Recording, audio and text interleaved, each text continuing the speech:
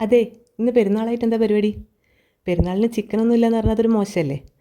അപ്പോൾ പിന്നെ നേരെ ഷോപ്പിൽ പോയി ഒരു ഫുൾ ചിക്കൻ അങ്ങ് 4 പീസാക്കി മുറിച്ചിങ് വാങ്ങിച്ചു. ആദ്യം വിചാരിച്ചൊരു ഫുൾ കോഴീനെ നിർത്തി അങ്ങ് പൊരിക്കാമെന്ന്. പിന്നെ വിചാരിച്ചു അല്ലെങ്കിൽ വേണ്ട, നിർത്തിപ്പൊരിക്കൽ പിന്നൊരു ദിവസത്തേക്കാക്കാം. ഇന്നൊരു 4 പീസാക്കി കട്ട് ചെയ്തിങ്ങ് വാങ്ങിച്ച് നേരെ വീട്ടിൽ വന്നു. ഒന്നും നോക്കിയില്ല, ഒരു മസാല ചിക്കൻ ഷവായി അങ്ങ് ഉണ്ടാക്കി. കഴിച്ചു കഴിഞ്ഞപ്പോഴോ എനിക്ക് എന്നോട് തന്നെ ഒരു ബഹുമാനം തോന്നി. ഒരു 5 മിനിറ്റ് എഴുന്നേറ്റ് നിന്ന് തൊഴാൻ തോന്നി. പിന്നെ അതൊക്കെ കുറച്ച് ഓവറായി പോലെന്ന് കരുതി ഞാനതങ്ങ് ചെയ്തില്ല. പക്ഷേ ട്രസ്റ്റ് മീ ഗൈസ്, ഒരിക്കലുണ്ടാക്കിയാൽ നിങ്ങൾക്കിത് പിന്നെയും പിന്നെയും ഉണ്ടാക്കി കഴിച്ചുകൊണ്ടിരിക്കാൻ തോന്നും. അത്രയ്ക്ക് ടേസ്റ്റ് ആയിരുന്നു കേട്ടോ. ഞാനിത് വെറുതെ തള്ളുന്നൊന്നുമല്ല കേട്ടോ. വേണമെന്നുണ്ടെങ്കിൽ നിങ്ങൾക്കൊന്ന് ട്രൈ ചെയ്ത് നോക്കാമല്ലേ.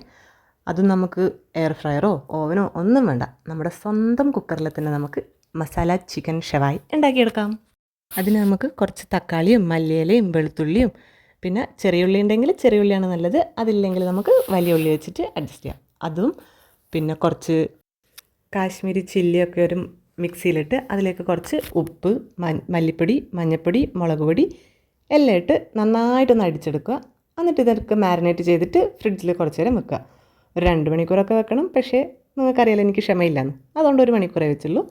ഈ ചിക്കൻ്റെ കൂടെ നമുക്ക് കഴിക്കാൻ എന്തെങ്കിലും വേണ്ടേ? അപ്പോൾ അതിനായിട്ട് പൊറോട്ട എടുത്തിട്ട് ചൂടാക്കി എടുക്കുന്നുണ്ട്. പാക്കറ്റ് പൊറോട്ടയാണ്. അതൊന്ന് ചൂടാക്കിയതിന് ശേഷം നന്നായിട്ട് അടിച്ച് കഴിഞ്ഞാൽ നല്ല സൂപ്പർ പൊറോട്ട കേട്ടോ അത്.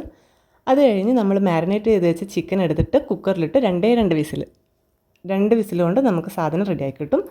പിന്നെ നമുക്ക് സാധാരണ ചിക്കനൊക്കെ പൊരിക്കുന്നതിൻ്റെ ഫ്രൈ പാനിലിട്ട് അപ്പുറം ഇപ്പുറം ഒക്കെ പൊരിച്ചെടുക്കുക.